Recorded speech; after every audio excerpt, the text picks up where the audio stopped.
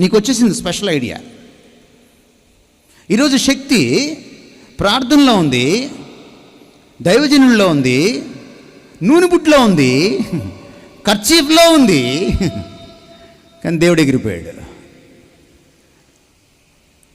నాకు తెలిసిన ఒక స్నేహితుడు, నేను విదేశాలకు వెళ్తే కలిసి, అన్న మా అమ్మని ఏం చేయాలో అర్థం కావట్లేదన్నా, ఆ బెల్లంపల్లి నుంచి కర్చీఫ్ తెచ్చుకుంది, 4 ఏళ్ళు అయిందన్నా, ఉతుకమ్మా కనీసం అంటే ఉతకదట, ఉతికితే ప్రభావం పోద్దట, ఆ మురికి కర్చీఫే గుండెల మీద వేసుకొని పడుకుంటుందన్నా, ఎట్లా మార్చాలో మా అమ్మని అర్థం కావట్లేదన్నా. ఏం చెప్పాలి చెప్పండి?